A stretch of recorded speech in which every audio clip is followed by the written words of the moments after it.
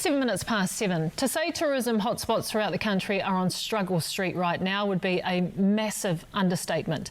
Despite talk about becoming tourists in our own country when lockdown restrictions end, some regions may not recover from the crisis. So they need new ideas, new sources of industry for their communities. Fortunately, the Grey District Mayor has just that. But, and there are buts, Mayor Tania Gibson joins us now. Morena. Good morning. Thank you so much for your time this morning. So the local economy has come to a shuddering halt. So talk to us about the impacts on the district.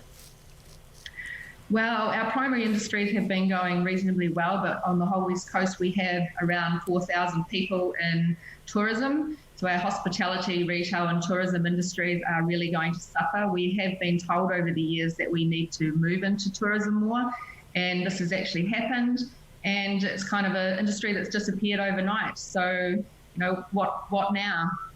Well, you talked about the encouragement, and pre-COVID-19, the government was actually encouraging tourism as a future prospect. That's obviously on the back burner now. So how do you see the way forward? Well, we have the answer right under our noses, really. We have over 120 mining jobs that we could deploy within 6 months.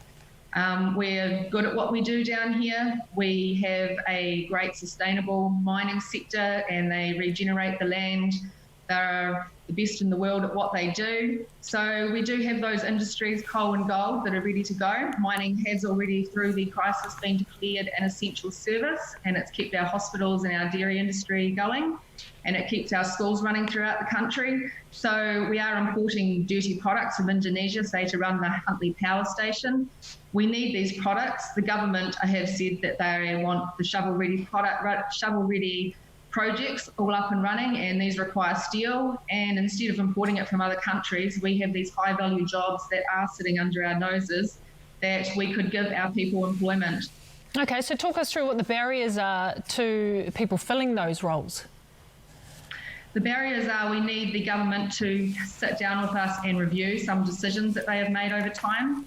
We have had private mining companies, one up in the Buller district that who was going to employ over 60 people, but our Environment Minister and our Resources Minister turned these opportunities down or declined them. We have access problems to stewardship land, low value conservation land. All the product is sitting there ready, but we need the government to work with us on this. So there are also usually a number of those jobs are filled by Australians, right? But obviously, given the fact that our borders are closed, they can't come in either. Well, actually, a lot of our families are separated from their partners at the moment because some of them are stuck in Australia. Travel is going to be more expensive for them to commute now. So if they haven't got the opportunities here, they're going to pick up their families, and they're going to end up leaving as well. So we don't want to be exporting more people. We have the people here to do it, and we're raring to go. So I'm guessing this feels like a bit of a kick in the guts in terms of you have a solution that could support your people getting back into work, stimulating the economy. However, this isn't able to happen at this time, right? No, but we've always had these jobs here, and we have been diversifying our industry. But as we still said, the whole world still needs our products. The markets are there for export, and the markets are there in the local market. We have the best, or some of the best, coking coal in the West Coast to make steel. So the products are being used anyway. We will still end up having over 80% of the West Coast in National Park. We have the most, more than any other region in the whole country. We will still remain pristine, but we need the jobs, and the country and the economy need the jobs. We can't keep just borrowing money. Someone has to pay this money back. We don't want handouts and schemes or benefits. We have $100,000 jobs sitting there that we can be utilising pretty quick. Okay, so what do you say to those who have concerns around the environment, mining and the environment?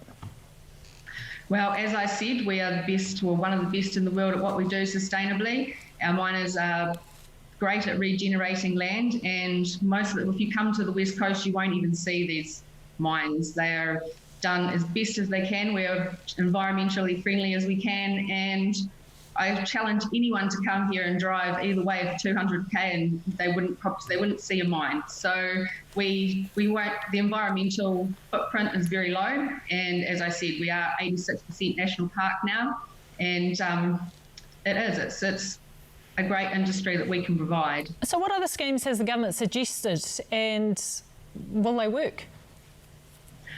Well, there was one suggestion there that the dock were looking at 6,000 to 7,000 jobs, but where are these jobs? Why weren't there jobs there before? If they're cutting tracks, who's going to maintain these tracks in the future? Where's the money coming from? This will put massive money back into our government's economy. It'll pay them taxes, it'll help rebuild the West Coast, and it will help rebuild the whole New Zealand economy. Just finally then, so what now? What's the way forward? What now? We invite the government to work with us on this. We are lobbying and we are working with our local politicians, and we're writing to the government as a region. And we just need to keep ticking forward, but let us work. We want to work. We don't want those government handouts if we don't have to take them. People here are willing to work. Just let us do it and let us get on with it. Very strong message. Thank you so much for your time this morning, Tania. Tania Gibson, the Grey District Mayor, and all the very best. Thank you.